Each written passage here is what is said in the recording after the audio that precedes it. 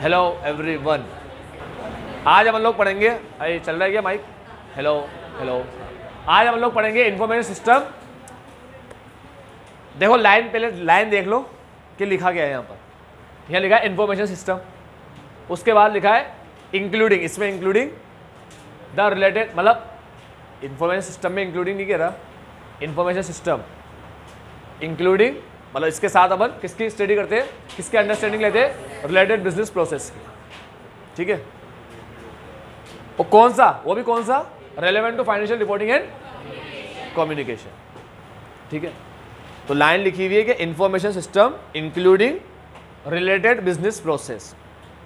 ठीक है, related business, इससे रिलेटेड बिजनेस प्रोसेस, इसकी अपन अंडरस्टैंडिंग लेंगे। अंडरस्टैंडिंग, अब दो वर्ड आए ना, बिजनेस प्रोसेस और इंफॉर्मेशन सिस्टम, इन दोनों को समझते पहले, बिजनेस प्रोसेस और इंफॉर्मेशन सिस्टम।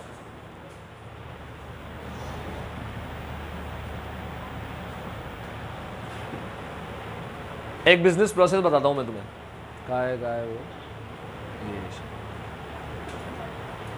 ये परचेस का पूरा प्रोसेस। ठीक है, डिटेल में पढ़ते हैं, कॉस्टिंग के अंदर भी शॉर्ट में समझा देता हूँ।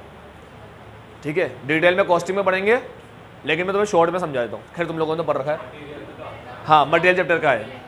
क्या होता है कि जो प्रोडक्शन डिपार्टमेंट है वो मटेरियल मांगता है इससे, स्टोर से, स्टोर में माल पड़ा होता है, मटेरियल स्टोर में पड़ा होता है, तो ये इससे मटेरियल मांगता है कि भाई हमें मटेरियल चाहिए प्रोडक्शन करने के लिए। समझ रहे हो? उसके लिए ये प्रोडक्शन डिपार्टमेंट स्टोर वाले को क्या देता है, मटेरियल रिक्विजिशन देता है। ठीक है, अब ये कौन है, प्लानिंग डिपार्टमेंट, इसकी बात अपन बाद में करेंगे। अपन को अभी सिर्फ ऐसे ओवरव्यू ऐसे लेना है कि बिजनेस प्रोसेस होता क्या है, बिजनेस प्रोसेस होता क्या है। ठीक है, तो ये इससे मटेरियल मांगेगा, ये देकर, मटेरियल रिक्विजिशन देकर। ठीक है, फिर स्टोर वाले के पास माल होगा तो ये इसको भेज देगा, और अगर स्टोर में माल खत्म हो गया और चाहिए तो ये इसको परचेस रिक्विजिशन देगा, परचेस डिपार्टमेंट। जब इसके पास परचेस रिक्विजिशन आएगा तो इसको पता पड़ जाएगा इसको माल चाहिए, स्टोर वालों को माल चाहिए, माल भेजना है, खरीदना है अपन को माल। तो ये माल खरीदने के लिए क्या करेगा, अलग अलग सप्लायर को वो देगा, क्या बोलते हैं, टेंडर रिक्वेस्ट करेगा कोटेशन के लिए। ठीक है, अब ये कोटेशन के लिए रिक्वेस्ट करेगा अलग अलग सप्लायर को, फिर हर सप्लायर, देखो सप्लायर्स लिखा हुआ है ना यहाँ पर, हर सप्लायर्स को क्या देंगे, कोटेशन देंगे। ठीक है, फिर जिसका कोटेशन को अच्छा लगेगा ये उसको परचेस ऑर्डर देगा। ठीक है, जैसे इसको ऑर्डर मिलेगा, ऑर्डर मिलते ही कच्चा बिल भेज देगा इसको, कॉस्ट और अकाउंटिंग डिपार्टमेंट को कच्चा बिल भेजेगा, परफॉर्मा इनवॉइस बोलते हैं उसको, ये कच्चा बिल। ठीक है, ये बिल आने पर उस बिल में सब लिखा होगा कि भाई हम तुम्हें ये वाला माल भेजेंगे, सब माल भेजेंगे हम तुम्हें, और उसका अमाउंट ये हो रहा है, इसका पेमेंट कर दो। तो ये फिर पेमेंट कर देगा। अब या तो पूरा करे या एडवांस दे, जो भी है। ठीक है, जैसे ये इसको पेमेंट करेगा, इसको पक्का बिल भेज देगा, इसको तो देगा पक्का बिल और इसको देगा माल स्टोर वाले को।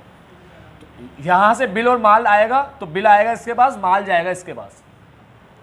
अब जैसे इसके पास माल आएगा तो ये क्या करेगा, ये देखो ये इसके पास बिल आएगा और इसके पास ये रहा माल आएगा, ये रहा गुड डिलीवरी विद चालान और इनवॉइस, इनवॉइस के साथ इसको माल दे दे।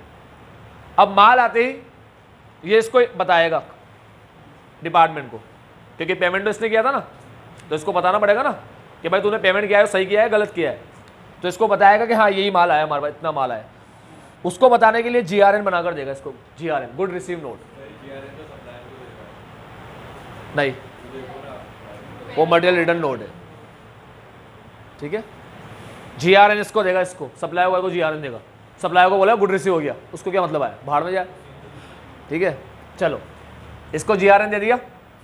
उसके बाद अगर कुछ माल वापस भेजना है तो भेजने के लिए भी वो लिख कर के कि भाई ये माल मेरे को वापस रिटर्न करना है, सही नहीं आया, या ये स्पेसिफिकेशन के हिसाब से सही नहीं है, गलत भेज दिया उसने माल, वो मटेरियल रिटर्न नोट इसको भी देगा। ठीक है, और मटेरियल रिटर्न नोट इसको भी देगा, सप्लायर को, दोनों को देगा मटेरियल रिटर्न नोट। ठीक है, और वे माल रिटर्न कर देंगे ये लोग, करना हो। ये पूरा प्रोसेस चलता है, इतने सारे डिपार्टमेंट इन्वॉल्व होते हैं। ऑर्डर देने का काम इसका होता है, पेमेंट करने का काम इसका होता है, रिसीव करने का काम इसका होता है। किसका एग्जाम्पल है, कौन से वाले कंट्रोल का, सेग्रीगेशन ऑफ ड्यूटी का। किसका एग्जाम्पल है, ये पूरा बिजनेस प्रोसेस है।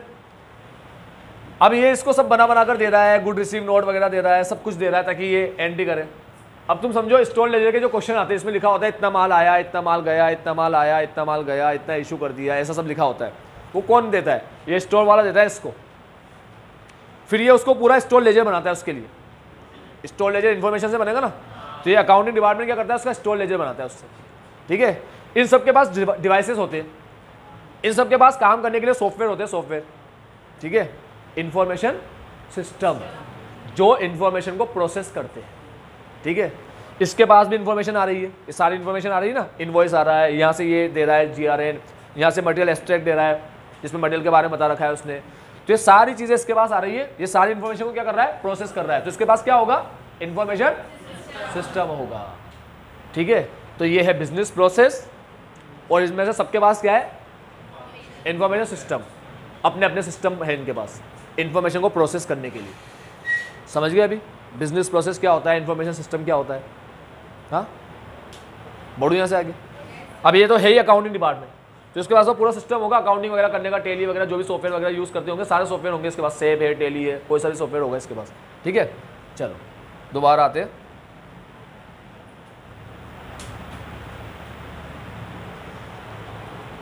तो हमें अंडरस्टैंडिंग लेनी है इंफॉर्मेशन सिस्टम की, including the related business process. अभी समझ में आती है लाइन का मतलब? Information system including the related business process. ठीक है, मगर वो बिजनेस प्रोसेस तो कई सारे हैं, हर काम करने का कोई प्रोसेस होगा। ठीक है, प्लानिंग वगैरह करने के भी कोई प्रोसेस होंगे, मगर हमें तो किससे मतलब है? Relevant to financial reporting. Financial reporting से मतलब, सबसे मतलब नहीं। ठीक है, एक बात हमेशा याद रखो, ऊपर तुम लोग क्या पढ़ के आए? कंट्रोल के बारे में पढ़ के आए। हाँ, क्या अपन कंट्रोल की अंडरस्टैंडिंग लेंगे? तो क्या सारे कंट्रोल की लेंगे? नहीं, जो हमसे हमारे काम से रिलेटेड है उसकी लेंगे। ऊपर पढ़ के आए बिजनेस रिस्क के बारे में, उसके अंडरस्टैंडिंग लेंगे। सारी बिजनेस रिस्क की अंडरस्टैंडिंग लेंगे? नहीं। कौन से बिजनेस रिस्क की लेंगे? जो इन्फ्लुएंस करेगा रोम को।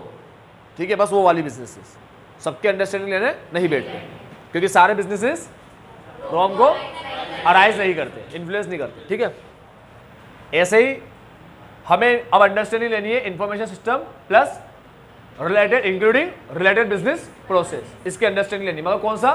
Relevant to financial reporting and communication. Financial reporting और कम्युनिकेशन से रिलेटेड। ठीक है, चलो आगे। तो सबसे पहले जब हम इसकी अंडरस्टैंडिंग लेंगे तो अंडरस्टैंडिंग में ये एरिया कवर करेंगे, ये इंक्लूडिंग द फॉलोइंग एरियाज, ये एरिया कवर करेंगे। सबसे पहले देखेंगे क्लासेस ऑफ ट्रांसैक्शन जो सिग्निफिकेंट है। बेटा क्लासेस ऑफ ट्रांसैक्शन का मतलब होता है P&L की आइटम्स। वो कौन सी वाली? जो सिग्निफिकेंट है। इसको अपन शॉर्ट में स्कोर भी बोलते हैं, score, significant classes of transaction. ये कुछ वर्ड्स है जो ऑडिट में यूज किए जाते हैं।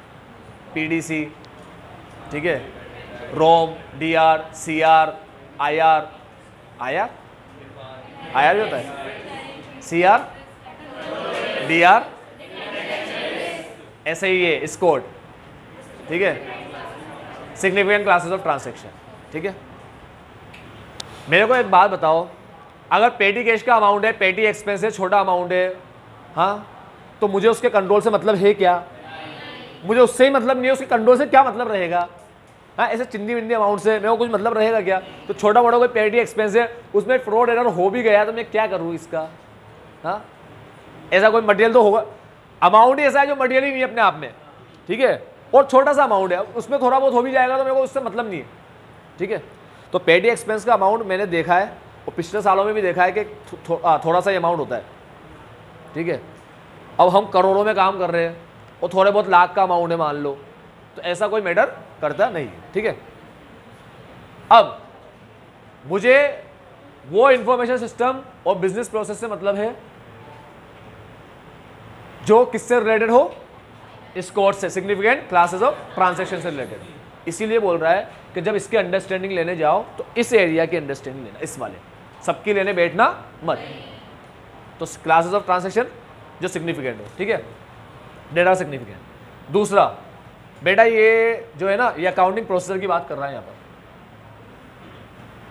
यहाँ पर बात चल रही है अकाउंटिंग प्रोसेस की, अकाउंटिंग प्रोसीजर की बात चल रही है। ये अकाउंटिंग प्रोसीजर होता है ना पूरा। Procedure by which those transactions, ये जो सिग्निफिकेंट ट्रांजेक्शंस है, ठीक है, ये ट्रांजेक्शन सिग्निफिकेंट वाले, सिग्निफिकेंट ट्रांजेक्शन, ठीक है। आर, कैसे ये सिग्निफिकेंट ट्रांजेक्शन, पहले तो सिग्निफिकेंट ट्रांजेक्शन कौन कौन से और जो भी है। अच्छा चलो तुम मुझे बताओ सिग्निफिकेंट ट्रांजेक्शन का एग्जांपल दो। ये अपना वो P&L से कौन कौन से, सेल है और परचेस है और वेजेस है, सिग्निफिकेंट होते हैं भाई। सैलरी है, ठीक है। ओवरहेड तो एक ग्रुप है बेटा, एक मतलब इनडायरेक्ट का नाम है, उसमें खर्चे का नाम पूछ रहे हैं। ओवरहेड तो अपन कॉस्टिंग के हिसाब से बता रहे हैं, है ना, अपन अकाउंटिंग के हिसाब से बताना चाह रहे हैं, ठीक। तो डेप्रिसिएशन, ठीक है, हाँ हाँ, पावर एंड फ्यूल, सही कह रहा, क्या बात है यार लड़के, गजब। हाँ हाँ, इंटरेस्ट डिपेंड करता है कितना तुमने लोन वगैरह ले रखा है, उस पर डिपेंड, रेंट, ठीक। तो ये कुछ अपनी ऐसी सिग्निफिकेंट ट्रांजैक्शन है, ठीक है, जिसमें परचेज हुआ, सेल हुआ, सैलरी हुआ, वेजेस हुआ, डेप्रिसिएशन हुआ, ये सब सिग्निफिकेंट ट्रांजैक्शन। अब ये ट्रांजैक्शन अपने पहचान लिए कि भाई ये सिग्निफिकेंट वाले। अब दूसरी बात आती है कि वो प्रोसेस कैसे होंगी, ठीक है। तो उसका पूरा प्रोसेस बता रखा है कि उसको कैसे प्रोसेस करते हैं ये लोग, मतलब ट्रांजैक्शन कैसे इनिशिएट होता है। जैसे परचेस का बिल आया, ठीक है, बिल बनते ही सेल का बिल बना, बिल बनते ही क्या हो गया, ट्रांजैक्शन इनिशिएट हो गया, ठीक है। रिकॉर्डेड, अब उसको रिकॉर्ड कैसे करेंगे, वो बिल कैसे रिकॉर्डिंग में जाएगा, बिल कैसे जाएगा, किसके पास जाएगा, वो फिर कैसे रिकॉर्ड होगा वो, ठीक।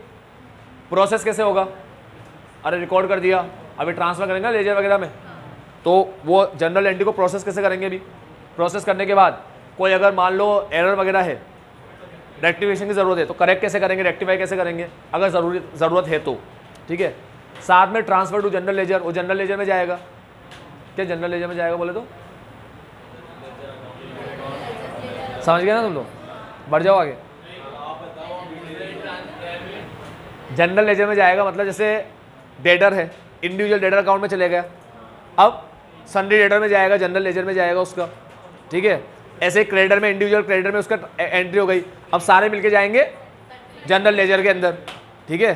जनरल लेजर बनेगा ना कंप्लीट उनका। बेटा ट्रायल बैलेंस के अंदर अपन सारे बैलेंस दिखाते हैं, ठीक है, और जनरल लेजर के अंदर अपन वो इंडिविजुअल जो अलग अलग अपन ने दिखाए होते हैं ना, उसको एक साथ दिखा रहे होते हैं, उसके अंदर एक साथ दिखाकर बनाते हैं कि भाई डेटर का बैलेंस हमारा कितना रहेगा, क्रेडिटर का बैलेंस हमारा कितना रहेगा, ऐसा ऐसे बोलकर। तो अगर जनरल लेजर में अपन ट्रांसफर कर रहे हैं, अब क्या होता है कि जो बड़े बड़े प्रोडक्ट वगैरह बेचते हैं तो उनमें तो क्या होता है कि डेटर का अमाउंट इतना बड़ा होता है और डेटर भी गिनती के होते हैं, ठीक है। अब जब डेटर ही बहुत ज़्यादा है तो फिर सबको अपन क्या कहाँ पर ट्रांसफर करेंगे, सन्ड्री डेटर वगैरह के अंदर। चलो, तो जब भी अकाउंट का ट्रांसफर होगा, मतलब जो भी इंडिविजुअल अकाउंट है उसका ट्रांसफर जो कर रहे हैं जनरल लेजर के अंदर, and reported in the financial statement. ये सारे काम कैसे होते हैं, मतलब एंड में फिर वो फाइनेंशियल स्टेटमेंट में कैसे जाती है चीज़ें, ठीक है। फिर ट्रायल बैलेंस वगैरह बनता है, फिर बनने के बाद किस में जाएगी चीज़ें, फाइनेंशियल स्टेटमेंट के अंदर, ठीक है। तो वहाँ तक का पूरा चीज़, ये पूरा अकाउंटिंग प्रोसेस बता रहा है, प्रोसेस, ठीक है। अकाउंटिंग प्रोसेसर बोलो या प्रोसेस बोलो, ठीक है, प्रोसेस बोल दो, ये अकाउंटिंग प्रोसेस है। चलो समझ गए। Procedure by which those transaction, यानी कि significant transaction, process by which significant transaction are initiated. ये ट्रांजेक्शन कैसे इनिशिएट होते हैं, इसके इनिशिएट होने का प्रोसेस, प्रोसीजर, ठीक है, कैसे इनिशिएट हुए, इनिशिएट होने के बाद रिकॉर्ड होंगे, रिकॉर्ड होने के बाद प्रोसेस, अब वो होंगे प्रोसेस होंगे, यानी कि लेजर वगैरह में जाएंगे। अगर जरूरत है करेक्ट करने की तो करेक्टेड एज नेसेसरी, वैसे तो करेक्टेड इफ नेसेसरी, ठीक है, और ट्रांसफर टू जनरल लेजर, और एंड में फाइनेंशियल स्टेटमेंट, बस वो लिखा हुआ है पूरा है। तो भाई सिंपल सी भाषा में अगर बोलूँ तो सिग्निफिकेंट ट्रांजैक्शन को देखो कौन कौन से सिग्निफिकेंट है, ट्रांजैक्शन देखो कि कौन कौन से सिग्निफिकेंट है, और ये देखो उसका अकाउंटिंग प्रोसेस क्या है, सिग्निफिकेंट ट्रांजैक्शन और उसका अकाउंटिंग प्रोसेस, ये दो चीज़ चेक करो, ये दो चीज़ की अंडरस्टैंडिंग लो। उसके साथ related accounting record supporting information, उसकी सपोर्टिंग इन्फॉर्मेशन की वो लो, उसकी सपोर्टिंग इन्फॉर्मेशन की अंडरस्टैंडिंग लो कि भाई ये हर जो भी ट्रांजैक्शन है वो किस इन्फॉर्मेशन से सपोर्टेड है। मतलब जैसे सेल है तो सेल का बिल वगैरह होगा अपने पास, ठीक है, रुपया आया होगा तो बैंक की एंट्री वगैरह मिल जाएगी अगर ऑनलाइन रुपया आया तो, ठीक है। तो होता है supporting information, related accounting record, supporting information, ठीक। ताकि तुम चेक करोगे ना तो तुम्हें पता हो ना तो तुम्हारे पास कौन कौन सी इन्फॉर्मेशन है, ठीक है। अवेलेबल रिकॉर्ड पता है ना, पढ़े थे कहीं पे? वो अवेलेबल एविडेंस किसे बोलते हैं? अवेलेबल एविडेंस वो नहीं होते, हाँ 2 में पढ़े थे बेटा, तुम लोगों ने नहीं पढ़ा। अवेलेबल एविडेंस का वो मतलब नहीं होता जो एंटिटी के पास अवेलेबल है बस, ठीक है। सर्कमस्टांसेस के हिसाब से कौन कौन से एविडेंस होते हैं, हो सकते हैं, उनको अवेलेबल बोलते हैं। जो एंट्री तुम्हें दे रहा है सिर्फ वो अवेलेबल नहीं कहलाते बस, कि एंट्री तुम्हें एक वो बिल पकड़ा दिया बस, तुमने कहा हाँ बस ये बिल दे दिया बस यही अवेलेबल है, ठीक है। डेटर के केस में तुम लोग एक्सटर्नल कंफर्मेशन भी ले सकते हो, डेटर से लिख करके पूछ सकते हो कि भाई तेरा बैलेंस इतना है या नहीं है, तो भी एविडेंस हुआ। अब वो थोड़ी तुम्हें एंट्री दे रहा है कि हमने सारे डेटा से कंफर्मेशन मंगवा के भी रख रखी है, देखो सबसे पूछ रखा है, सबके नंबर भी हाथ हाथ फोन लगा भी पूछ लो, ठीक है। यह ओपन को एंटिटी नहीं देते। तो देख लो भाई कि हमारे पास क्या क्या रिकॉर्ड है। यहाँ अकाउंटिंग प्रोसेस की बात कर रहा है, यहाँ अकाउंटिंग रिकॉर्ड की बात कर रहा है। सिग्निफिकेंट ट्रांजैक्शन का अकाउंटिंग प्रोसेस, अकाउंटिंग रिकॉर्ड, ठीक है। और related accounting record, supporting information that are used to initiate record process and report transaction. अब वही रिकॉर्ड चाहिए ना अपन को जो जिसने ये काम करवाए सारे, ठीक है, क्योंकि एंट्री चेक इससे तो करोगे। एक बात सुन लो, चैप्टर नंबर 1 में बताया था एंट्री जिससे होती है चेक भी तो उसी से ही होती है, जिससे फाइनेंशियल स्टेटमेंट बनेगा। आज एक पर्सन गया, ठीक है, उसको बोला कि तेरे को फाइनेंशियल स्टेटमेंट बनाना है, तो उसने बोला लाओ इन्फॉर्मेशन। जो इन्फॉर्मेशन बनाने में यूज कर रहा है वही को इन्फॉर्मेशन को चेक करने में यूज करेंगे। ये अपन चैप्टर नंबर 1 में पढ़े थे, ठीक है। चलो उसके बाद इन्फॉर्मेशन हो गया, तो सिग्निफिकेंट ट्रांजैक्शन कौन से, वो प्रोसेस कैसे होते हैं, उससे रिलेटेड इन्फॉर्मेशन कौन सी, अकाउंटिंग प्रोसेस, अकाउंटिंग रिकॉर्ड। तो यहाँ लिख लेना अकाउंटिंग प्रोसेस और ये अकाउंटिंग रिकॉर्ड, एविडेंस की बात कर रहा है। अब आता है ये how the information system captures event and condition that are significant to the financial statement. कैसे वो इवेंट और कंडीशन को कैप्चर करता है। अरे कैप्चर करने का मतलब सेल कैसे बुक होती है, सही तरीका तो है ना बुक होने का, ऐसा तो नहीं है एडवांस मिलते सेल बुक कर दी है ना, क्या एस के अकॉर्डिंग करते हैं क्या, अकाउंटिंग स्टैंडर्ड के हिसाब से होती है क्या सेल बुक। सेल बुक करने के लिए क्या होता है, रिस्क और रिवॉर्ड ट्रांसफर होने चाहिए, है ना। क्या एडवांस आते ही सेल बुक कर दूं, माल ही नहीं बना अभी तो एडवांस आया सेल बुक कर दी, ऐसा थोड़ी होता है, ठीक है। रिस्क और रिवॉर्ड ट्रांसफर होने चाहिए। तो ये बोलता है कि इवेंट को कैप्चर कब करते हो, इवेंट और कंडीशन को कैप्चर कब करते हो। हमारा इन्फॉर्मेशन सिस्टम कैसे करता है कैप्चर उसको, how the information system captures event and condition, ठीक है। कोई छोड़ तो नहीं देता, ओमिशन तो नहीं हो जाता, कोई सारे बराबर रिकॉर्ड तो कर रहा है ना, कंप्लीटनेस तो है ना, कोई ओमिशन तो नहीं है ना, ये सब देखना होता। आई बात समझ में, बराबर कैप्चर नहीं कर रहा, कोई इवेंट छूट गए तो क्या हो जाएगा, ओमिशन हो जाएगा, कंप्लीटनेस वाला एजर्शन जो है वो पूरा नहीं होगा, ठीक है। समझ में आई बात। Last financial reporting process used to prepare the entity's financial statement. आखिरी में तुम लोग फाइनेंशियल स्टेटमेंट बनाते कैसे हो, ठीक है। तो ये फाइनेंशियल स्टेटमेंट का प्रोसेस है, financial reporting process used to prepare financial statement, ठीक है। Scored, accounting process, accounting record, information system और फाइनेंशियल रिपोर्टिंग प्रोसेस, ठीक है, used to prepare financial statement. एक और है control surrounding journal entries. Journal entries से रिलेटेड कौन कौन से कंट्रोल है, क्यों, क्योंकि जनरल एंट्री सबसे खतरनाक चीज है भाई। जनरल एंट्री का मतलब होता है अकाउंटिंग की दुनिया में एंट्री लेना, है ना। एंट्री ही गलत ली तो सब गलत, तो जनरल एंट्री गलत यानी कि सभी गलत। इसीलिए जनरल एंट्री पे बहुत अच्छा कंट्रोल होना चाहिए, एंट्री बहुत ध्यान से होनी चाहिए, ठीक है। इसलिए टैली सॉफ्टवेयर ने भी जनरल एंट्री को ही रखा है बस, कि जनरल एंट्री करना है तुम्हें बस। और जो सीनियर होता है वो भी सिर्फ जूनियर की जनरल एंट्री को ही चेक करता है। मान लो अकाउंटिंग डिपार्टमेंट में 2 लोग काम कर रहे हैं, जूनियर एंट्री कर रहा है तो सीनियर उसकी सिर्फ जनरल एंट्री ही चेक करेगा, क्योंकि जनरल एंट्री सही है ना, और टैली बाकी काम तो खुद ही कर देता है, कुछ करने की जरूरत ही नहीं है। तो उसको बोलते हैं कंट्रोल सराउंडिंग जनरल एंट्री, ठीक है। बेस है ना, बेस याद रखना, अपन को हमेशा बेस पे जाना होता है, मतलब कहाँ से इंफॉर्मेशन जनरेट हो रही है, कैसे काम हो रही है, ठीक है। वो चीज़ सही है, सबसे पहले वो चेक करते हैं, रूट कॉज चेक करते हैं, ठीक है। तो अगर बेस बिल्कुल सही बनाया उसका फाउंडेशन बिल्कुल सही बना है तो बाकी चीज़ें भी फिर अपन को बाकी चीज़ों पे भी क्या आ जाता है, कॉन्फिडेंस आ जाता है ऑर्डर को, ठीक है। इसीलिए तुम लोग इंटरनल कंट्रोल में भी क्या चेक कर रहे हो, सारे कंपोनेंट का बेस जो क्या होता है ना, कंट्रोल एनवायरनमेंट, फाउंडेशन है कंट्रोल एनवायरनमेंट अदर कंपोनेंट के लिए, ठीक है। चलो हाँ,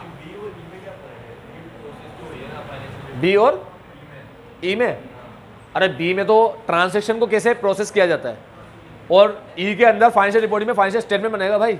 स्टेटमेंट और अकाउंटिंग के प्रोसेस का दोनों का अलग अलग प्रोसेस होता है भाई। हाँ हाँ हाँ हाँ हाँ हाँ, अरे यहाँ कंपाइल होता है, कंपाइल सारी चीज़ें मिलकर लास्ट में जो फाइनेंशियल स्टेटमेंट बनता है ना, आखिरी में जो फाइनेंशियल स्टेटमेंट बनता है, ठीक है।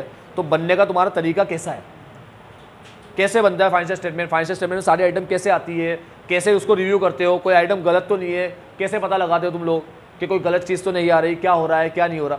यहाँ फाइनेंशियल स्टेटमेंट है, वो फाइनेंशियल स्टेटमेंट में जाती है, ठीक है, रिपोर्ट होती है फाइनेंशियल स्टेटमेंट के अंदर। लेकिन यहाँ पर बोल रहा है कि फाइनेंशियल स्टेटमेंट कंप्लीट कैसे होता है, कंप्लीट इन ऑल रेस्पेक्ट, ठीक है। देखो अकाउंटिंग प्रोसेस का ही एक पार्ट है ये, चाहे तो अगर अपन देखने जाए तो इसे अपन अकाउंटिंग प्रोसेस में ही जोड़ सकते हैं, उसका ही पार्ट है।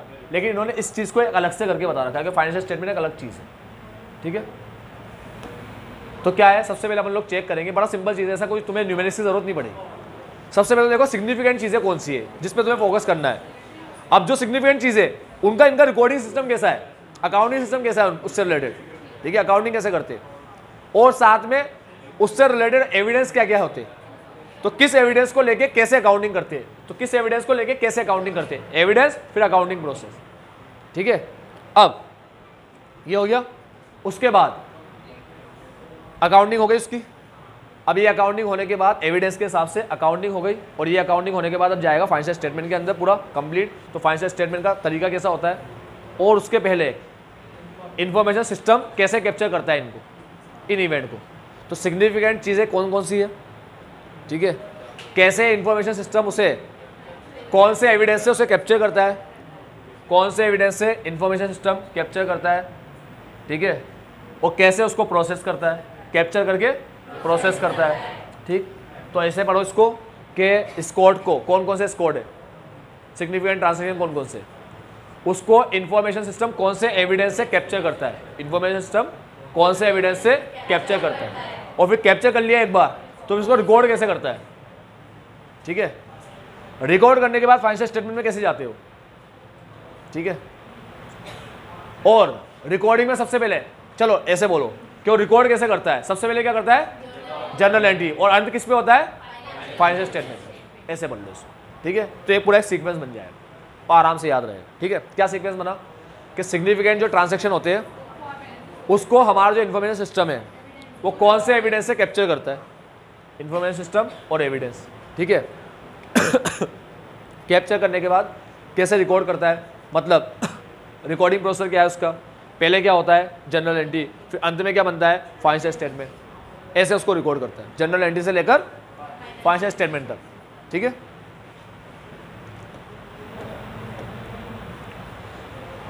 फिर बोलता है information system should provide qualitative financial information to make appropriate decision. हाँ ठीक है, अभी क्या बोलता है ये, एक बात हमेशा याद रखना, जब भी वर्ड डिसीजन का आएगा तो हमेशा डिसीजन लेने के लिए क्या चाहिए होता है अपन को, फाइनेंशियल मैनेजमेंट एफएम में ही पढ़ते होंगे तुम लोग। एफएम का जब पहला चैप्टर पढ़ोगे ना इंट्रोडक्शन, हाँ नहीं पढ़ा, और कॉस्टिंग का ही पहला चैप्टर पढ़ोगे इंट्रोडक्शन, जो नहीं पढ़ा। उन दोनों में एक सेम चीज पढ़ोगे, क्या कि ये मैनेजमेंट को डिसीजन लेने में हेल्प करता है। क्या पढ़ोगे, मैनेजमेंट को डिसीजन लेने में हेल्प करता है। तो उसके अंदर रीजन लिखा है कैसे हेल्प करता है, बाय प्रोवाइडिंग, हाँ अरे इन्फॉर्मेशन के बेसिस पे तो डिसीजन लिए जाते, तो बस वही बात बोल रहा है, हाँ वही बात जो तू बता रही थी। Information system should provide qualitative financial information, ठीक है, टू मेक एप्रोप्रिएट डिसीजन। तो इन्फॉर्मेशन सिस्टम हमें इन्फॉर्मेशन प्रोवाइड करता है जिससे हम लोग डिसीजन लेते हैं, ठीक है।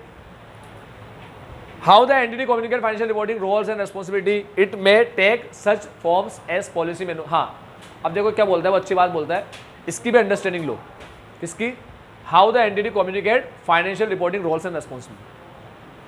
भाई कैसे बांट रखे फाइनेंशियल रिपोर्टिंग के रोल और रेस्पॉन्सिबिलिटी, किसका क्या रोल है, किसकी क्या रेस्पॉन्सिबिलिटी है, ठीक है। तो सबको रोल और रेस्पॉन्सिबिलिटी को कैसे क्लैरिफाई कर रखा है, कैसे उसके रोल और रेस्पॉन्सिबिलिटी को कम्युनिकेट करता है अपना ये एंटिटी, कैसे बांट रखा है मतलब, ठीक है। जिसको जो रोल दिया है वो वही रोल करता है क्या, कि कोई भी कुछ भी काम कर रहा है कभी भी कोई भी आके एंट्री कर देता है, ऐसा थोड़ी होता है। जिसको ऑथोराइज किया है बंदा वही एंट्री करेगा। एक भी सिस्टम में गलत एंट्री गई पिक्चर बन जाएगी, डुप्लीकेशन हुआ पिक्चर बन जाएगी। डुप्लीकेशन भी नहीं होना चाहिए ना भाई। 10 लाख का डेटर था, उसने पेमेंट कर दिया 10 लाख का, 2 बार एंट्री चला दी और देने निकल गए 10 लाख, ठीक है। था तो डेटर क्या बन गया हमारा, क्रेडिटर बन गया। आज किससे 2 लाख रुपया लेना है और 2 लाख उसने दे दिए, उसकी एंट्री अगर 2 बार चल जाएगी देने की, ठीक है। तुम्हारी फीस मैंने 2 बार रिसीव कर ली, ठीक, पूरी, तो अब तुम फीस नहीं दोगे, अब तो मेरे को देना रहेगा तुम्हें, ठीक है, तो मुझे देना पड़ जाएगा तुम्हें। ऐसे अकाउंटिंग सिस्टम में ऐसा तो नहीं हो रहा, डुप्लीकेशन वगैरह बहुत खतरनाक चीज़ है बेटा, ये बहुत ध्यान से करना पड़ता है। इसीलिए एंटिटी क्या करता है, सबको अपने अपने रोल बताता है, तुझे ये करना है, ये करना है, ये करना है, ऐसा करना है। अब सामने वाला भूल भी तो सकता है, तो फिर क्या करेगा वो, it may take such form as, कैसे करेगा कम्युनिकेट, पॉलिसी मैनुअल के थ्रू। पूरा मैनुअल बना रखा होगा, पॉलिसी मैनुअल, कि अपना पॉलिसी है भाई, पढ़ ले आराम से बैठ कर, ठीक है। Accounting and financial reporting manuals बना रखे होंगे, ऐसे सारे मैनुअल्स बना रखे होते हैं उसने, जिसमें सबके रोल वगैरह लिखे होते हैं कि भाई इस डिपार्टमेंट में जो बंदा बैठेगा, इस वाली पोजीशन में जो बंदा होगा उसके ये रोल है, इस वाली पोजीशन में जो बंदा है उसके ये रोल है, ऐसे पूरा लिख रखा होता है, ताकि तुम तुम्हारे रोल को भूल ना जाओ, समझे। इस तरीके से कम्युनिकेट किया जाता है रोल्स को, पॉलिसी मैनुअल के थ्रू और अकाउंटिंग और फाइनेंशियल रिपोर्टिंग मैनुअल्स के थ्रू, ठीक है। अब आती है कंट्रोल एक्टिविटीज, जिसका था हमें इंतजार, जिसके लिए था दिल बेकरार, आ गई वो कंट्रोल एक्टिविटीज। यही है रियल इंटरनल कंट्रोल, ये कंट्रोल एक्टिविटीज ही इंटरनल कंट्रोल है, ठीक है। तो इंटरनल कंट्रोल के लिए सबसे पहले हमने देखा कि लोग कैसे कंट्रोल एनवायरनमेंट। अब इंटरनल कंट्रोल बनाने के लिए कौन बनाता है, TCWG और मैनेजमेंट, तो कंट्रोल एनवायरनमेंट। अब वो क्या करते हैं कंट्रोल लगाने के लिए, सबसे पहले रिस्क को, तो दूसरा risk assessment processor of entity, ठीक है। रिस्क असेस करने के बाद वो लोग क्या करते हैं, इंफॉर्मेशन सिस्टम कौन कौन से रिस्क को हटा रहा है पहले वो देख लो। तो फिर तीसरा पॉइंट आया था information system including related business process related relevant to financial और रिलेटेड रेलेवेंट, ठीक है। उसके बाद हो गए इंफॉर्मेशन सिस्टम लगा दिया, जितने जितने कंट्रोल लगाने थे उसको। अब बचे हुए रिस्क पे अपन कंट्रोल लगाएंगे, तो ये आ गई कंट्रोल एक्टिविटी। याद रखना बेटा, अपन लोग वो पढ़ते SQC 1 और SA 220 पढ़ रखा है बेटा, SQC SA 220 यशपाल पढ़ रखा है, नहीं पहुंचे तुम लोग 11 में, बस वही पढ़ा है, फर्स्ट चैप्टर वाला ही पढ़ा, ठीक है। तो तुमने वहां पढ़ा था सिस्टम और को बनाना है बेटा, ये है इंटरनल कंट्रोल सिस्टम। ये क्या है, इंटरनल कंट्रोल सिस्टम।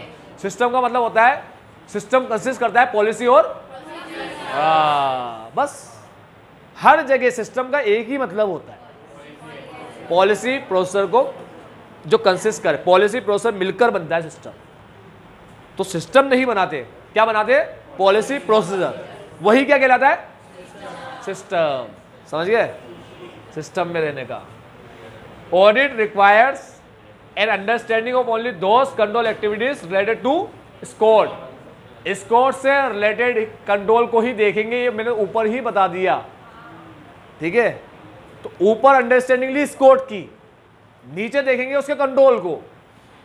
ऊपर स्कोर की अंडरस्टैंडिंग ले ली कि भाई कौन कौन से स्कोर है, अब उसकी ही अपन को क्या करना है, उसके ही कंट्रोल को चेक करना है बस। बाकी स्कोर के अलावा छोटे मोटे को तो देखना भी नहीं है अपन को, भाव भी नहीं देना, ठीक है। तो अंडरस्टैंडिंग लेना है only those control activities related to significant class of. कभी कभी क्या कोई मोटा खर्चा आ जाता है, जैसे मान लो कभी कोई चीज़ को रजिस्टर कराना पड़ गया अपन को, कुछ चीज़ अपन ने ली या कुछ भी चीज़ को अपन को रजिस्टर कराना पड़ गया, कोई गवर्नमेंट का नया रेगुलेशन आया, तो रजिस्ट्रेशन कराने का खर्चा 2 लाख है। तो बहुत सिंपल चीज़ होती है, 2 लाख का अपन को खर्चा दिख रहा है ना, तो खर्चा कोई उसमें कुछ रिस्क होगा ही नहीं। क्यों नहीं होगा, क्योंकि हमें ही पता था गवर्नमेंट का ऐसा रूल आया है, इनको अपना बिजनेस को रजिस्टर कराना पड़ेगा और इसमें 2 लाख रुपया लगेगा, ये रूल आया है, ठीक है। तो ये 2 लाख रुपया उनका है, रजिस्ट्रेशन सर्टिफिकेट मैंने देख लिया कि हाँ सर्टिफिकेट उनके पास है, तो सर्टिफिकेट बिना 2 लाख के मिल नहीं सकता, तो उसमें क्या चेक करूँ, क्या ही चेक करूँगा, समझ गए? हाँ बेटा बोल।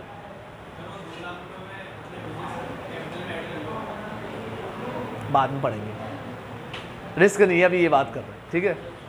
चलो आ जाओ, अभी ये समझ में आती है बात बेटा?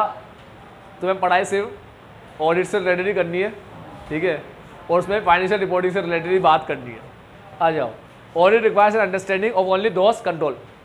यहाँ पर ऑडिटर को उसी कंट्रोल एक्टिविटीज की अंडरस्टैंडिंग लेनी है जो स्कोर से रिलेटेड है। पहला, which the auditor finds relevant in his risk assessment process. अरे बकवास कर रहे हैं, ऐसे लाइन को बड़ी करने के लिए कुछ भी लिखता ही रहता है पागल की तरह। अभी बोल दिया ना स्कोर से रिलेटेड कंट्रोल को कंसिडर करना है ना, अंडरस्टैंडिंग लेना है। फिर क्या बोलता है, विच द ऑडिटर फाइंड, जो ऑडिटर को लगता है रिस्क असेसमेंट के लिए जरूरी है। ऑब्वियस बात है ना, ऑब्वियस है, बट ऑब्वियस है। चलो, कंट्रोल एक्टिविटीज आर द, ऐसे ही याद रह जाए तो लिख देना यार, लाइन बढ़ाने के लिए कुछ भी नहीं है। और वैसे भी तुम लोग अभी कौन से प्रोसेसर में चल रहे हो अभी? हाँ, रैप में चल रहे हो, फेप में पहुंच गए? हाँ, रिस्क असेसमेंट चल रहा है अभी तो, ठीक है, रिस्क असेसमेंट चल रहा है अभी, क्योंकि वो रिस्क असेसमेंट होता है कैसे? थ्रू अंडरस्टैंडिंग एंटिटी और उसका एनवायरनमेंट और इंटरनल कंट्रोल। तो वही तो समझ रहे हैं, रिस्क असेसमेंट में चल रहे हैं। पर चलो आ जाओ, प्लानिंग चल रहा है, प्लानिंग। अरे भाई साहब, प्लानिंग स्टेज में हो तुम लोग, अभी एग्जीक्यूशन में नहीं गए अभी। बहुत जल्दी ऊपर वाले जाता, बहुत जल्दी हो जाएगी। Control activities are the policy and procedure that help ensure that management directives are carried out. कुछ भी नहीं है, कंट्रोल एक्टिविटीज क्या होता है? पॉलिसी एंड प्रोसीजर जो मैनेजमेंट ने बनाया होते हैं, ठीक है? हाँ, रैप का एग्जीक्यूशन होगा ना। अरे रैप का एग्जीक्यूशन भी प्लानिंग में ही आता है, एग्जीक्यूशन स्टेट में नहीं आए, फैब की एंट्री से एग्जीक्यूशन में आएंगे, ठीक है? रैप की प्लानिंग होती है, फिर रैप परफॉर्म होता है। रैप का परफॉर्मेंस भी प्लानिंग स्टेज का ही पार्ट है, ठीक है? क्योंकि रैप को कर ही इसलिए रहे ताकि प्लानिंग कर सके फैब की, और जब फैब करोगे परफॉर्म तो वो कहलाएगा तुम्हारा एग्जीक्यूशन स्टेज। समझ रहे हो तुम लोग? Control activities relevant to audit, क्योंकि अब जब फैब परफॉर्म करोगे ना, तो वो जो उसमें तुम्हें एविडेंस जो मिल रहे हैं, वो एविडेंस ओपिनियन के लिए या प्लानिंग के लिए? फैब परफॉर्म करने में जो तुम्हें एविडेंस मिल रहे हैं, वो ओपिनियन के लिए, प्लानिंग के लिए? ओपिनियन के लिए। हाँ, वो वाला साई, वो फैब वाला साई, ठीक है? इसीलिए तुम्हें पता हो, रैप के अंदर अपने एक टॉपिक पढ़ा था कि रैप अपन को वो इंफॉर्मेशन देता है जो एविडेंस की तरह काम करता है, जो हमारे रैप को सपोर्ट करेगा।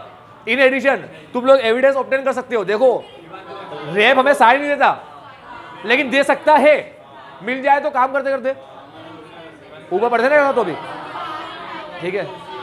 वो टॉपिक इसलिए आया था, ये कहने के लिए आया था, वो बताने के लिए आया था कि रैप के अंदर जो एविडेंस होते हैं, ठीक है, वो सिर्फ रैप को सपोर्ट करने के लिए होते हैं बस। लेकिन फैब के जो साई होता है, फैब का जो एविडेंस होता है, वो किसके लिए होता है? कंक्लूजन के लिए होता है। समझो ना बात को? तुम्हारा कंक्लूजन जो होगा, ओपिनियन जो होगा, वो किसके साथ से होगा? साई के साथ से। वो साई किसमें ऑब्टेन किया है? फैब में। तो फिर रैप में जो ऑब्टेन किया है एविडेंस, वो तो रैप को ही सपोर्ट करेगा बस, ठीक है? तुम्हारा रिस्क असेसमेंट को सपोर्ट करेगा, उसके लिए एविडेंस बनेगा, ठीक? आई बात समझ में? चलो, प्रूफ बनेगा, प्रूफ की तरह काम करेगा बस। अब देखो, अपन ने देखा कि कंट्रोल एक्टिविटी का मतलब होता है कि पॉलिसी ऑफ प्रोसीजर्स, लिखा है ना, control activity are the policy procedure that help to ensure that management directives are carried out. इससे पता पड़ेगा कि भाई मैनेजमेंट की चीज़ें, मैनेजमेंट ने जो बनाया है, प्लान किया है, जो भी, वो सब कैरी आउट हो रहा है। तो ये पॉलिसी प्रोसीजर में क्या इंक्लूड होता है? कंट्रोल एक्टिविटी का मतलब पॉलिसी प्रोसीजर। पॉलिसी प्रोसीजर में क्या इंक्लूड है? उसमें इंक्लूड है पहला, परफॉर्मेंस रिव्यू। हमेशा अपन रिव्यू करते हैं एक्चुअल परफॉर्मेंस को बजट के साथ, ये भी अपने आप में कंट्रोल है। मैंने तुम्हें होमवर्क दिया 10 क्वेश्चन करके आना, या मैंने तुम्हें कहा 10 पेज पढ़ के आना, और दूसरे दिन मैंने तुमसे सुना भी सही 10 पेज, ठीक है? तो ये भी एक कंट्रोल है तुम्हारे ऊपर, ठीक है? अब कंट्रोल का मतलब तुम समझते हो? पेरेंट्स बोलते हैं कि हमारे बच्चे में हमारा कंट्रोल है, हमारा बच्चा हमारे कंट्रोल में ही रहता है, पूरा कंट्रोल में रहता है हमारे। आपको जो भी कहना हो हमें कह देना, मेरा बच्चा मेरे कंट्रोल में। मतलब क्या है? बांध के रखा है उसको, हाँ, घर पे जाते ही बांध देते, उसको खाना भी अपने हाथ से खिलाते, ठीक, फिर जाने के टाइम पे उसको हाथ खोल देते, ऐसा होता है क्या? नहीं। कंट्रोल में मतलब उसको जो भी बोलते हैं ना वो हर बात मानता है। माँ बाप बोलते हैं ना बेटा पढ़ने बैठ, तो पढ़ने बैठ जाता है। वो बोलते हैं खाना खाने आ जा, खाना खाने आ जाता है। वो बोलता है रात बहुत हो गई भी सो जा, सो जाता है। वो सुबह जाके बोलते 5 बजे के उठ जा, उठ जाता है। हाँ, ऐसा सतयुग की बात कर रहा हूँ, सॉरी।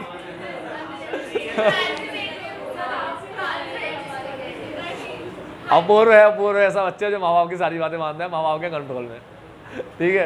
तो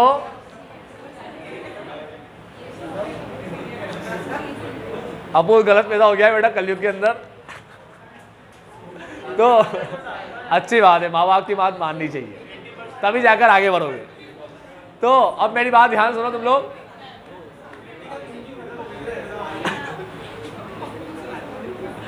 दिव्यांश ने इसमें खराब बात ढूंढी है। दिव्यांश बोलता है इससे प्रैक्टिकल थिंकिंग खत्म हो जाएगी हमारी।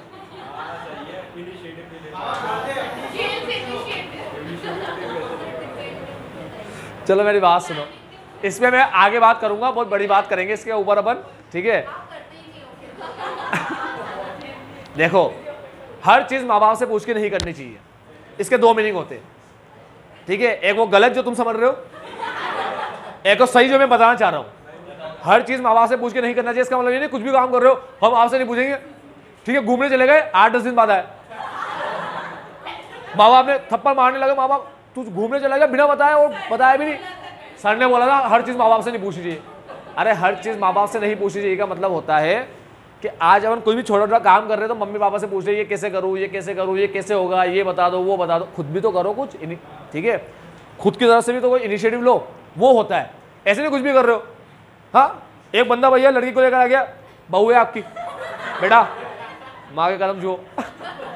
माँ चौक भाई ये कहाँ से आ गए? सर ने कहा अपने आप इनिशिएटिव लो, बड़े बड़े काम भाई। इनिशिएटिव लेने का मतलब होता है खुद से भी कुछ करो, नहीं तो क्या होता है, देखो अपनी आदत होती है, अपना दोस्त का जो ग्रुप होता है ना, ग्रुप, उसमें भी अपन यही करते, एक को बना देते हेड, एक दोस्त हेड होता है, ओए कहाँ चले घूमने, अरे तू बता दे कभी, तू बता दे कभी यहाँ चले घूमने, उससे ओए कहाँ चले घूमने, वो बोलेगा यार कहाँ चले, अरे अपन मूवी चले, अरे हर रोज मूवी नहीं जाते, हाँ सही कह रहा, रोज नहीं जाएंगे मूवी, पहले भी तो गए थे। ऐसे जो ही बोलता है वो, हाँ ठीक है तो सही कह रहा है, तो भी कहाँ चले, वो सोच के बताया, वो बोलेगा यहाँ चलते, हाँ यहाँ चले, वो बोला चंबल गार्डन चल जाओगे।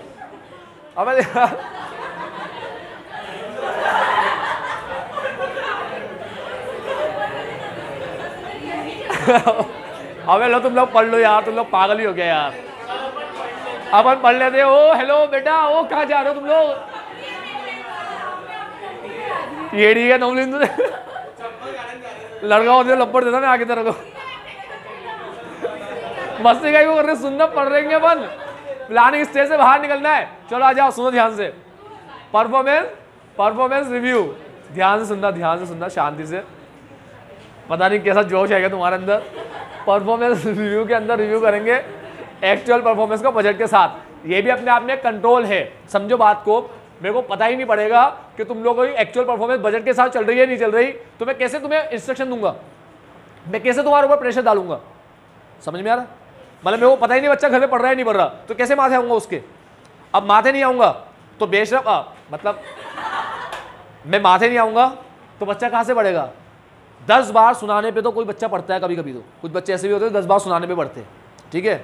तो सुनाऊंगा तब जब मुझे पता हो, पढ़ के नहीं आया, और पता तब चलेगा जब मैं क्या करूँ, उसकी परफॉर्मेंस का रिव्यू करूँ। तो परफॉर्मेंस रिव्यू अपने आप में कंट्रोल होता है, इससे फ्रॉड और एरर के चांसेस कम हो जाते हैं, ठीक है। चलो दूसरा कंट्रोल इंफॉर्मेशन प्रोसेसिंग, यानी आईटी कंट्रोल है, ठीक है। For example control over checking arithmetic accuracy of record, program change control, ये सारे अपन पढ़ेंगे नीचे। ये जो लिखा है ना प्रोग्राम चेंज कंट्रोल, ये आएगा भी नीचे, ठीक है। ऑटोमेटेड एनवायरनमेंट के अंदर आएगा, ठीक। तो एक इंफॉर्मेशन पहले ही बता दिया, इंफॉर्मेशन सिस्टम अपने आप में क्या है, एक कंट्रोल है, ठीक है। पॉइंट ऑफ सेल के बारे में बताया था, एरर वगैरह के चांसेस कम हो जाते हैं इसके अंदर, ठीक है। उसके बाद और देखो कितना खतरनाक कंट्रोल है वो, पॉइंट ऑफ सेल। जैसे तुम स्कैन करते हो ना, तो टाइप का तो एरर का चांस खत्म ही हो गया, साथ में वो अपने आप याद है स्टॉक कम कर देता है, और लिस्ट पूरी वो कर देता है, रिवाइज कर देता है, ठीक है। पूरा रिवाइज लिस्ट कर देता है उसका, और स्टॉक बता देता है तुम्हें कितनी डेफिशिएंसी है, कौन सा स्टॉक कम है, किसको मंगवाना है, क्या करना है, सारे लेवल जो बने होते हैं ना, रीऑर्डर लेवल वगैरह सब, EOQR वगैरह तुमने जो बना रखी है वो कौन कौन से यार, मिनिमम मैक्सिमम वो सब लेवल। हाँ, तो minimum stock level safety stock level पे पहुंचते ही, ROL पे पहुंचते ही बता देता है, रीऑर्डर लेवल पे आ गया। तो ये सारे काम अपने आप कर रहा है सिस्टम, ठीक है। तो ये भी अपने आप में कंट्रोल है, तो सिस्टम का लगाया हुआ कंट्रोल। उसके बाद फिर आता है फिजिकल कंट्रोल, वो CCTV कैमरा वगैरह लगाना, लॉक की, ये फिजिकल कंट्रोल होता है, ठीक है। Physical security of asset. चलो, सेग्रीगेशन ऑफ ड्यूटी पता ही है तुम्हें, बार बार क्या बताओ, control over ensuring that different people are assigned the responsibility of authorizing transaction, recording transaction और मेंटेनिंग कस्टडी। कस्टडी मेंटेन कर रहा है स्टोर डिपार्टमेंट, ठीक है। रिकॉर्ड कर रहा है अकाउंटिंग डिपार्टमेंट, ऑथोराइज कर रहा है purchase department, purchase department authorizing transaction, ठीक है। रिकॉर्डिंग डिपार्टमेंट अपना accounting department, recording transaction accounting department, और store department maintaining custody of assets. ये सेग्रीगेट कर देना। इसको अपन याद रखते हैं, रिस्क से कंट्रोल क्या करता है, रिस्क को कंट्रोल करता है। बस रिस्क की स्पेलिंग थोड़ी चेंज कर रहा हूं। रिस्क, R मतलब रिव्यू, परफॉर्मेंस रिव्यू, I मतलब इंफॉर्मेशन सिस्टम, S मतलब सेग्रीगेशन, और C का मतलब फिजिकल कंट्रोल, ठीक है। R मतलब रिव्यू, परफॉर्मेंस रिव्यू, I मतलब इंफॉर्मेशन सिस्टम, S का मतलब सेग्रीगेशन ऑफ ड्यूटी, और C का मतलब control, physical control.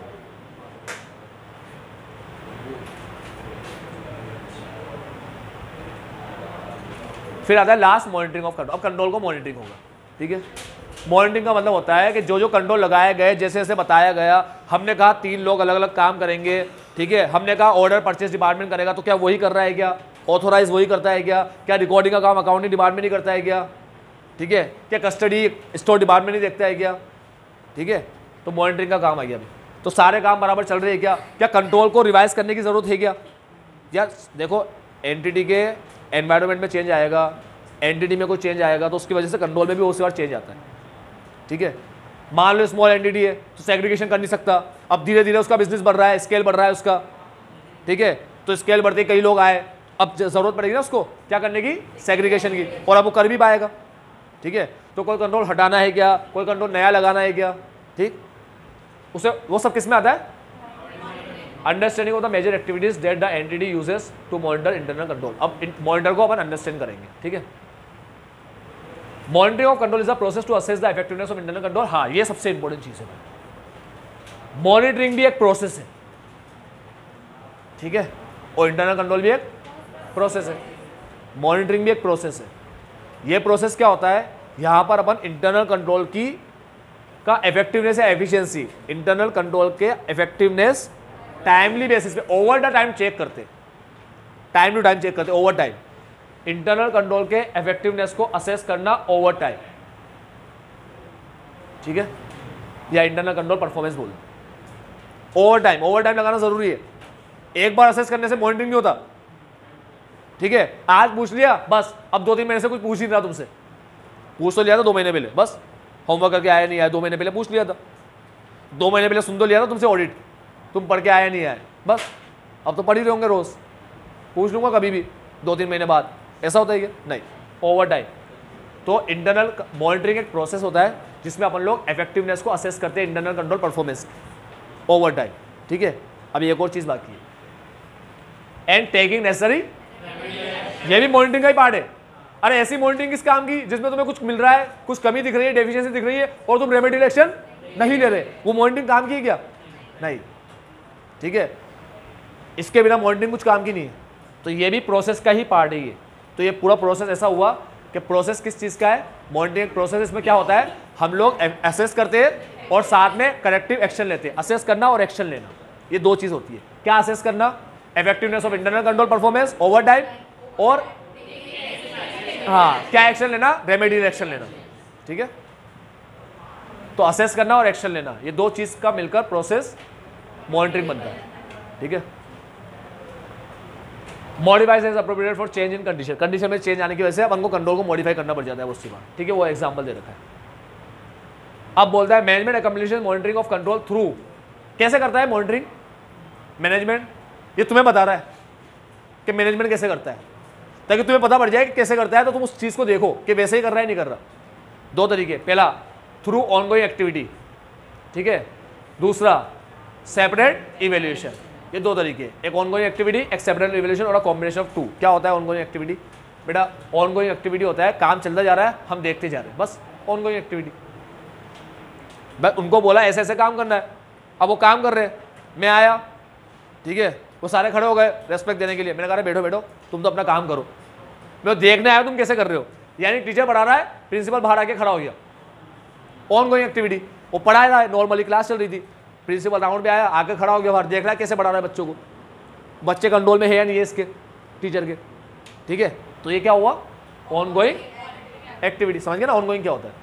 Ongoing monitoring activity are often built into the normal recurring activities of an entity. Ongoing activity पता है क्या बन जाती है? Normal recurring activity. मतलब प्रिंसिपल का काम ही है राउंड लगाना, है ना, तो राउंड लगाना काम ही उसका, तो कहीं पे भी वो खड़ा हो जाता है प्रिंसिपल और चेक कर लेता है टीचर कैसे पढ़ा रहा है, तो ये काम चलता रहता है, रिकरिंग है ये, समझ लो ना। मतलब ये काम, ये भी एक काम बन गया कि भाई ये चलता रहता है। तो ऑनगोइंग एक्टिविटी रिकरिंग एक्टिविटी की तरह होती है, समझ गया? रिकरिंग क्या है? उसका रोज काम है राउंड लगाने का, और राउंड लगाने में चेक करता रहता है। तो ongoing activity are often built into, हाँ, ऑनगोइंग एक्टिविटी कभी कभी क्या बन जाती है? नॉर्मल रिकरिंग एक्टिविटी बन जाती है, नॉर्मल एक्टिविटी का पार्ट बन जाता है, ठीक है। समझ में आता है ना क्या होता है इसका मतलब? कोई डाउट तो नहीं ना? And include regular management and supervisory activities, ये भी ऑनगोइंग में आती है। फिर उसके बाद अब मैनेजमेंट मॉनिटरिंग एक्टिविटी में include using information from communication from external parties, external party वगैरह से कम्युनिकेट करना, ठीक है। सेपरेट इवैल्यूएशन की बात कर रहा है। अब सेपरेट इवैल्यूएशन का मतलब होता है कि किसी भी चीज़ को पूरा डिटेल में अपन इवैल्यूएट कर रहे हैं अलग से कि उसको लेकर बैठ गए और उसको पूरा इवैल्यूएट कर रहे हैं। मतलब एक तो ऑनगोइंग एक्टिविटी थी, एक एक्टिविटी में मैं टीचर को पढ़ाते हुए भी देख रहा हूँ, फिर मैं देख रहा हूँ कि टीचर ने जो बच्चों को पढ़ाया तो बच्चे के जवाब दे पा रहा है या नहीं दे पा रहा, तो बराबर उस पूरे टीचर का एनालाइज कर रहा हूँ कि टीचर बराबर पढ़ा तो रहा है या नहीं पढ़ा रहा, ठीक है। तो उसे बोलते हैं सेपरेट इवैल्यूएशन। सेपरेट इवैल्यूएशन में अपन किसी भी एक कंट्रोल को अच्छा डिटेल में चेक करते हैं, टाइमली बेसिस के हिसाब से, ओवर टाइम के हिसाब से, थोड़े टाइम में, ठीक है। जैसे 3-4 महीने में अपने किसी कंट्रोल को अच्छे डिटेल में चेक कर लिया, बराबर उसको देख लिया, एक कंट्रोल को किसी को भी अच्छे से डिटेल में देख लिया, फिर दूसरे कंट्रोल को देख लिया थोड़े टाइम बाद, फिर तीसरे कंट्रोल को देख लिया थोड़े टाइम बाद, ऐसे हर कंट्रोल का नंबर आता रहता है थोड़े टाइम के अंदर, ठीक है। जैसे अभी पहले कंट्रोल को देखा, फिर दूसरे को देखा, फिर तीसरे को, फिर चौथे को, या पहले 4 को देख लिया, 10 कंट्रोल है मान लो, तो पहले 5 को देख लिया, फिर दूसरे 5 को देख लिया, फिर वापस पहले 5 का नंबर आएगा, ऐसा, समझे बात को? ये होता है सेपरेट इवैल्यूएशन। तो एक होता है ऑनगोइंग एक्टिविटी और एक होता है सेपरेट इवैल्यूएशन। और ऑनगोइंग एक्टिविटी कभी कभी क्या बन जाती है? बिल्ड इनटू रिकरिंग एक्टिविटी बन जाती है, ठीक है। अब यहाँ क्या लिखा है? सेपरेट इवैल्यूएशन के अंदर अपन डिटेल में इवैल्यूएट करते हैं, include using information from communication from external parties such as customer complaint and regulator comments. भाई कस्टमर के कंप्लेंट देख लो, आते ना अमेजोन फ्लिपकार्ट वगैरह में भी इतने सारे कंप्लेंट, इतने सारे फीडबैक, कस्टमर के जो फीडबैक आ रहे हैं, कंप्लेंट आ रहे हैं इतने सारे, तो कंप्लेंट देख लो इतने सारे कंप्लेंट क्यों आ रही है। अगर ये लोग कह रहे हैं हम सही से काम कर रहे हैं तो फिर कंप्लेंट तो आने नहीं चाहिए, ठीक है। साथ में रेगुलेटर के कोई कमेंट है क्या? भाई वहाँ से कुछ आरबीआई वगैरह से, अगर बैंक है तो आरबीआई वगैरह से कुछ आया है क्या, लेटर वगैरह, ठीक है। तो ऐसा इनके रेगुलेटर के कुछ कमेंट आ रहे हैं क्या, ठीक है, वो देख लो। दैट में इंडिकेट प्रॉब्लम्स, जिसमें कोई प्रॉब्लम की बात कर रखी हो और हाईलाइट कर रखा हो areas in need of, regulator ने कुछ लिख रखा हो कि भाई ये गलत कर रहे हो, ऐसा गलत कर रहे हो, ये सही नहीं हो रहा, ऐसा कुछ लिख रखा है क्या, तो भी रिस्की एरिया है, ठीक है, समझ गए। तो मॉनिटरिंग के अंदर अपन ने देखा कि मॉनिटरिंग एक प्रोसेस होता है जिसमें 2 चीज़ आती है, असेस और एक्शन। असेस करना effectiveness of internal control performance over time, और टेकिंग रेमेडियल एक्शन। तो मॉनिटरिंग एक प्रोसेस है, इसमें 2 चीज़ आती है, असेस और एक्शन, ठीक है। उसके बाद अपन ने देखा मॉनिटरिंग के बारे में, क्या देखा, ये डायरेक्ट ये बन लिया था कि और कुछ नहीं था ना बीच में, हाँ ठीक है ठीक है ठीक है। मॉडिफाइड होता है, ये तो एग्जाम्पल है कि मॉडिफाइड करना किसी कंट्रोल को चेंज के हिसाब से, ठीक है, ये तो एग्जाम्पल है। चलो इसके बाद अपन सीधा बढ़े कि 2 तरीके से होता है, एक ऑनगोइंग और एक सेपरेट इवैल्यूएशन, ठीक है, और कॉम्बिनेशन ऑफ बोथ। उसके अंदर ऑनगोइंग एक्टिविटी अपन ने देखा कि ऑनगोइंग एक्टिविटी कभी कभी क्या बन जाती है? नॉर्मल रिकरिंग एक्टिविटी बन जाती है बिजनेस की, ठीक है। और सेपरेट इवैल्यूएशन के अंदर अपन ने देखा कि अपन उसके साथ साथ, ये करने के साथ साथ, ऑनगोइंग के साथ साथ अपन क्या करेंगे, इंफॉर्मेशन का यूज करेंगे, जो कहाँ से मिला है, from communication from external party, external party से कम्युनिकेट करके जो इन्फॉर्मेशन मिल रही है उसका यूज करेंगे, साथ में कस्टमर के कंप्लेंट और रेगुलेटर का कमेंट। ठीक है, एक्सटर्नल पार्टी से कम्युनिकेशन करके जो इन्फॉर्मेशन मिलेगी, साथ में कस्टमर के कंप्लेंट और रेगुलेटर का कमेंट। ठीक है, ऐसी कोई इन्फॉर्मेशन भी यूज करेंगे। ठीक, अपन नहीं, मैनेजमेंट मॉनिटरिंग के लिए अपन तो अंडरस्टैंड करेंगे, वो करता है ही नहीं करता है काम, अपन नहीं कर रहे सब काम। ठीक है, मैनेजमेंट करेगा ये काम। चलो, ये 2 अंडरस्टैंडिंग है, देख के खत्म करेंगे पल्ले। यहां ऐसे बोल रहा है कि CA Smriti is auditor of a company as a part of the audit, she is going through company policy and practices regarding employ recruitment, HR policy practices, human resource है ना। She seems to be very much interested in finding out whether company hires, क्या वो best candidate को higher करते हैं नहीं करते, identify what she is trying to do. बेटा वो अंडरस्टैंड कर रही है उसको, ह्यूमन रिसोर्स पॉलिसी को, जो हेल्प करेगा अंडरस्टैंड करने में कंट्रोल एनवायरनमेंट, इससे वो इंटरनल कंट्रोल को बेटर अंडरस्टैंड कर पाएगी। वो अंडरस्टैंड कर रही है एचआर पॉलिसीज और प्रैक्टिसेस को, जो अंडरस्टैंड करने में हेल्प करेगा कंट्रोल एनवायरनमेंट, इससे वो बेटर अंडरस्टैंड कर पाएगी इंटरनल कंट्रोल। बस ऐसे लड़ी लगा दो, इतना ही लिखा है, आंसर नीचे लिखा हुआ है, लास्ट में देख, लास्ट वाले पेज में लिखा हुआ है। अब ये भाई ये पता है ना, एचआर पॉलिसी की बात चल रही है और एचआर किसका पार्ट है, कंट्रोल एनवायरनमेंट का पार्ट है, ये भूल मत जाना। ठीक है, यहां पर बोलता है कि सीए स्मृति सेग्रीगेशन देख रही है, सेग्रीगेशन किसका पार्ट है, किसमें पढ़ा भी सेग्रीगेशन, कंट्रोल एक्टिविटीज में पढ़े ना, रिस्क RISC उसका एस, एचआर कंट्रोल एनवायरनमेंट का पार्ट है। अरे 5 कंपोनेंट इंटरनल कंट्रोल के, तो उसमें कंट्रोल एनवायरनमेंट उसके 7 point, control environment risk assessment उसके 4 पॉइंट, उसके बाद इंफॉर्मेशन सिस्टम उसके कितने पॉइंट, 5-6 पॉइंट, 6 पॉइंट उसके 6 7 4 6, और उसके बाद कंट्रोल एक्टिविटी उसके 4 point, risk RISC S segregation है ना, उसके बाद मॉनिटरिंग उसके 2 पॉइंट, ऑनगोइंग और सेपरेट इवैल्यूएशन। 7 4 6 7 4 6 4 2 7 4 6 4 2, इतने सारे पॉइंट। ठीक है, तो यहां पर सेग्रीगेशन की बात कर रहे हैं, यानी कंट्रोल एक्टिविटी की बात कर रहे हैं। बस पढ़ लेना, लाइन इजी है।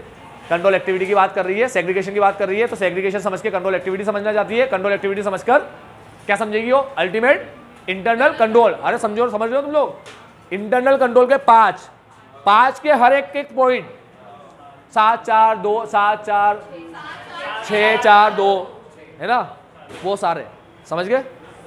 तो सबका हेड कौन, इंटरनल कंट्रोल के अंदर कौन, वो 5 के अंदर बाकी पॉइंट। आज के लिए इतना, बायोटेक के रेवनाइज डे, आपका दिन मंगल।